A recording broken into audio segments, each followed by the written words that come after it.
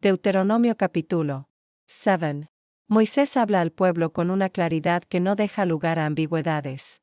El momento es decisivo. Israel está a punto de cruzar el Jordán y entrar en una tierra habitada por pueblos numerosos, fuertes y arraigados. No se trata solo de una transición geográfica, sino de un cruce espiritual.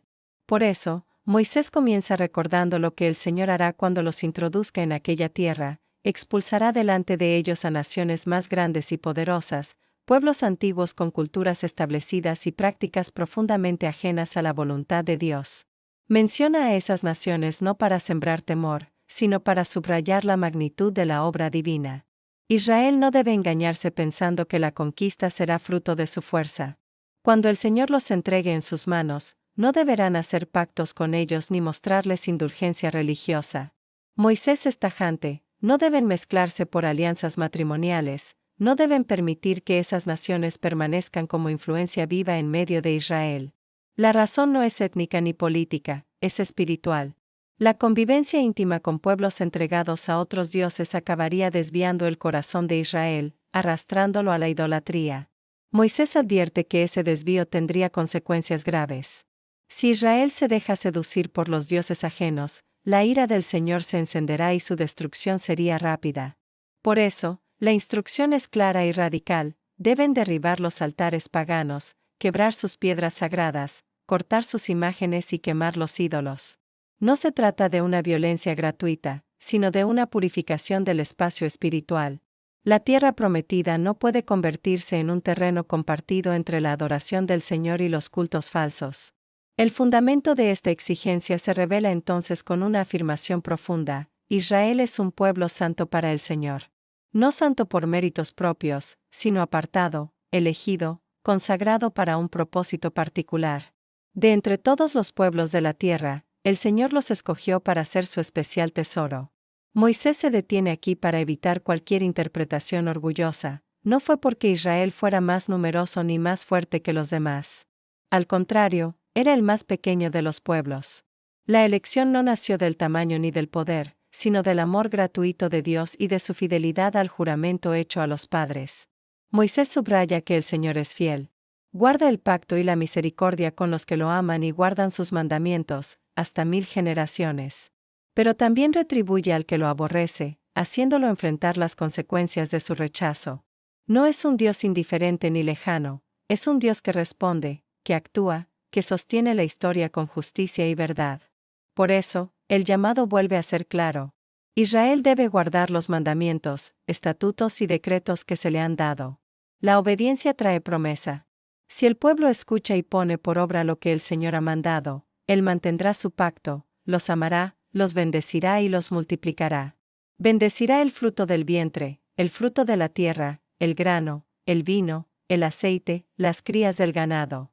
No habrá esterilidad ni enfermedad como las que conocieron en Egipto. El Señor apartará de ellos los males conocidos y pondrá esas aflicciones sobre quienes los odian. La bendición no es abstracta, toca la vida concreta, el cuerpo, la tierra, el trabajo, la descendencia. Moisés, conocedor del corazón humano, anticipa una posible reacción interior del pueblo. Tal vez digan en su corazón que esas naciones son más numerosas y fuertes, y se pregunten cómo podrán expulsarlas. Ante ese temor silencioso, Moisés responde con memoria. Les dice que no teman, que recuerden lo que el Señor hizo con Faraón y con todo Egipto, las pruebas grandes, las señales, los prodigios, la mano poderosa y el brazo extendido. El mismo Dios que derrotó al imperio más poderoso de su tiempo hará lo mismo con las naciones de Canaán. Además, les asegura que el Señor enviará terror sobre esos pueblos, y que incluso aquellos que intenten esconderse no podrán escapar. Sin embargo, Moisés introduce una aclaración importante: Dios no expulsará a esas naciones de una sola vez, para que la tierra no quede desolada ni se multipliquen las fieras. La conquista será gradual. Israel deberá aprender a habitar, cuidar y gobernar la tierra paso a paso. La promesa no elimina el proceso. El Señor entregará a los reyes enemigos en manos de Israel y borrará su nombre de debajo del cielo. Ninguno podrá resistir. Moisés insiste: no deben codiciar la plata o el oro de los ídolos, ni traer esas cosas a sus casas, porque se convertirían en un lazo. Aquello es abominación para el Señor. El pueblo no debe introducir en su vida lo que Dios ha declarado detestable. No deben tolerar ni conservar aquello que representa una traición espiritual. El capítulo termina con una advertencia que es, al mismo tiempo, una protección. Israel no debe permitir que la idolatría se infiltre en lo cotidiano.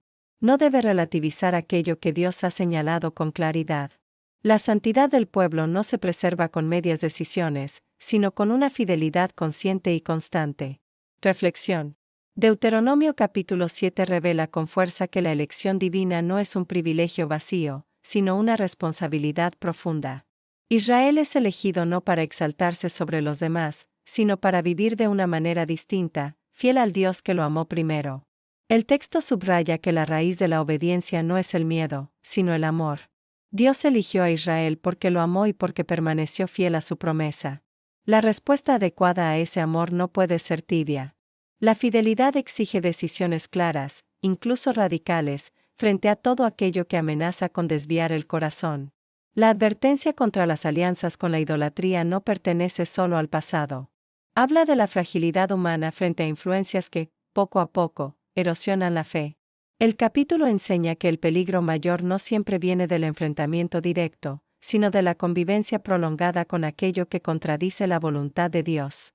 También emerge una enseñanza consoladora: la victoria no depende de la fuerza del pueblo, sino de la fidelidad del Señor.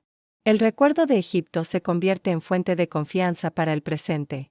La memoria de lo que Dios hizo sostiene la fe frente a los desafíos actuales. La conquista gradual de la tierra ofrece una lección de paciencia espiritual. Dios no siempre obra de manera inmediata. A veces, la transformación ocurre paso a paso, para que el pueblo aprenda a vivir en la bendición sin descuidar la responsabilidad. Finalmente, Deuteronomio 7 invita a vivir una fe íntegra, sin compartimentos. No se puede amar a Dios y conservar ídolos ocultos. La santidad no es aislamiento, sino fidelidad. Es la decisión diaria de recordar quién es Dios, por qué nos eligió y cómo debemos responder a ese amor con una vida coherente, agradecida y obediente. Si te ha gustado el contenido, suscríbete, es gratis y haz clic en el pulgar hacia arriba. Comparte este video con tus amistades y contactos, me ayudas a crecer.